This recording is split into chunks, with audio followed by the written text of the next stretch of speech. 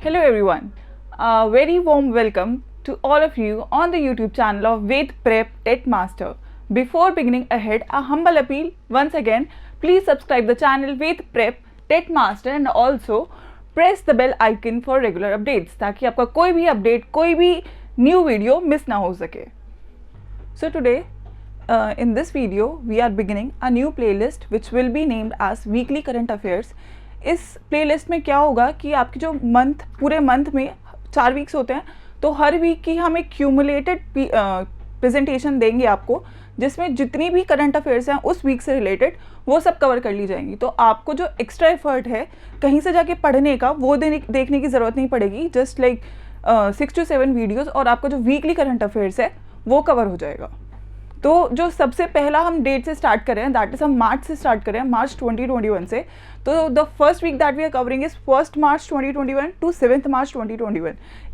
इस वीक की जितनी भी आपकी करंट अफेयर्स हैं वो सब हम इस वीडियो में डालेंगे और आपको हेल्प मिलेगी एग्ज़ाम्स को क्लियर करने में इस जीके के थ्रू.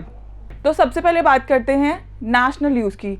उस वीक नेशनल हेडलाइंस क्या क्या रही, क्या क्या जो चीज़ थी जो आपको एग्ज़ाम पॉइंट ऑफ व्यू से पता होनी चाहिए, उसको हम कवर करेंगे इस वीडियो में. तो सबसे पहली न्यूज़ की बात करें तो जो राज्यसभा और लोकसभा का अलग से टीवी चैनल होता था, अपर हाउस लोअर हाउस के प्रोसीडिंग्स को रिकॉर्ड करता था, उसको मर्ज करके गवर्नमेंट ने एक नया चैनल स्टार्ट किया है, दैट इज़ नोन एज संसद टेलीविज़न. तो अब आपके अलग अलग जो हैं वो क्या कहते हैं चैनल्स नहीं रहेंगे. Upper house and lower house के लिए दोनों के लिए कंबाइंड एक चैनल होगा which will be known as Sansad Television, right? Second news was Matam Venkata Rao has taken charge as the new managing director and chief executive of Central Bank of India. अगर इनकी बात करें तो ये पहले Canara bank के executive director थे, लेकिन अब इनको जो नई पोजीशन दी गई है as managing director and chief executive of central bank of India, और इनको फॉर नाउ 3 years के पीरियड के लिए असाइन किया गया है. The third thing was senior diplomat Manpreet Vohra has been appointed as India's next High Commissioner to Australia, right?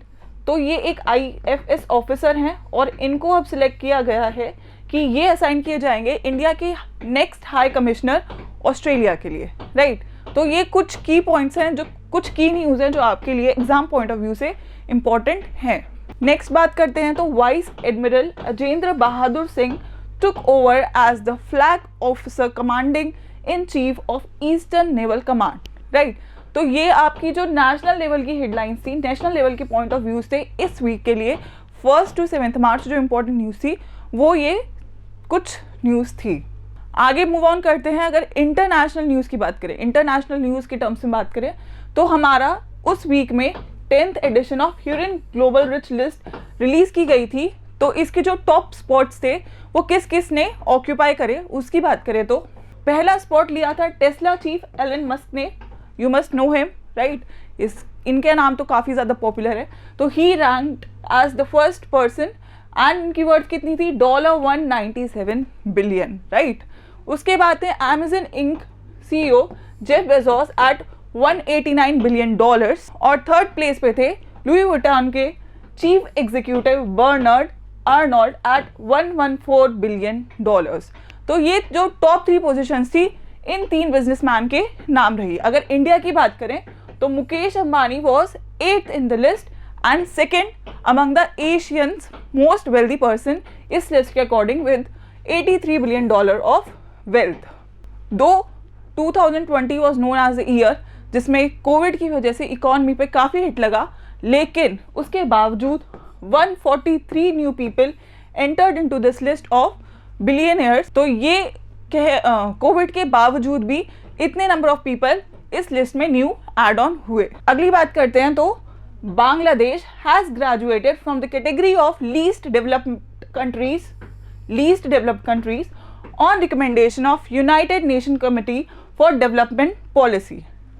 अगर हम बात करें कि उसका ग्रेजुएशन क्यों हुआ है, क्योंकि उसने जो GDP है, per capita income, human asset, economic development, environment development, इन सब के एलिजिबिलिटी क्राइटेरियाज को फुलफिल किया और इस वजह से इसको ग्रेजुएट कर दिया गया इस लिस्ट से and now it is not least developed country की लिस्ट में. आगे बढ़ते हैं तो Indian high commission of Colombo has described the island nation of Sri Lanka as its priority one partner in the field of defense and security.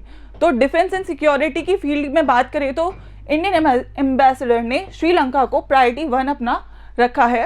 Priority 1 से मतलब क्या है कि we will favour Sri Lanka as number 1 in fields के लिए. Also ये announcement तब हुई है जब श्रीलंका की एयरफोर्स अपनी 70th एनिवर्सरी मनाने वाली है. So it is really a benefit for the Sri Lankan nation. So this is all in terms of international news for the week 1st March to 7th March 2021. और अगर हम बात करें इंटरटेनमेंट न्यूज़ के बारे में तो इंटरटेनमेंट के टर्म में यहाँ पे हमारे एक मेजर अवार्ड्स हुए थे जिनका नाम है गोल्डन ग्लोब अवार्ड्स. तो गोल्डन ग्लोब अवार्ड्स में सबसे ज़्यादा अवार्ड्स लेने वाली जो सीरीज थी that was the crown with 4 awards. और इसी के साथ द क्राउन को बेस्ट टेलीविजन सीरीज ड्रामा का अवार्ड मिला एट गोल्डन ग्लोब अवार्ड्स 2021. इसको 4 अवार्ड्स मिले और इसको बेस्ट टेलीविजन सीरीज का अवार्ड भी मिला. उसके बाद Nomadland won the best motion picture drama award and the best director award went to its director Chloe Zhao at golden globe awards. तो अगर हम कुछ कैटेगरीज को हमें जनरली बस पता होना चाहिए कि किस किस को क्या क्या अवार्ड्स मिले हैं. क्राउन के लिए आप याद कर सकते हैं क्योंकि सबसे ज़्यादा अवार्ड्स इसको मिले हैं. ठीक है, बेस्ट मोशन पिक्चर का अवार्ड किसको मिला है और उसका डायरेक्टर कौन था. और अगर हम बेस्ट एक्टर की बात करें तो best actor award was backed by late Chadwick Boseman in drama category by Ma Rainey's. He was director black bottom. तो he was director of this movie black bottom. और इनको इसके जो एक्टर है चैडविक बोसमैन इनको मिला best actor का award at these Golden globe Awards 10th edition. Move on करते हैं अपनी अगली कैटेगरी में. तो अगली कैटेगरी है हमारी स्पोर्ट्स अवार्ड की. तो अगली कैटेगरी है हमारी स्पोर्ट्स न्यूज़ की. राइट, तो स्पोर्ट्स न्यूज़ में क्या था उस वीक के लिए. The Indian boxer Mary Kom has been appointed as the chairperson of international boxing association champions and veteran committee. तो जो नई एक अपॉइंटमेंट हुई है वो हमारी मेरी कॉम की हुई है AIBA के चेयरपर्सन के रूप में. She was voted. Right, vote के थ्रू इनको ये अपॉइंटमेंट मिला है. उसके बाद अगली न्यूज़ है Vinesh Phogat defeated 2017 world champion. कहाँ पे डिफीट किया और कौन से टूर्नामेंट में डिफीट किया ये देख लीजिए. At 24th outstanding Ukrainian wrestlers and coaches memorial tournament held in. कहाँ हुआ था ये? यूक्रेन में. ठीक है, तो बहुत मेजर स्पोर्ट्स अपडेट्स नहीं थे. जो जितने भी नोटवर्दी अपडेट्स थे वो हमने इसमें कवर कर लिए गए हैं.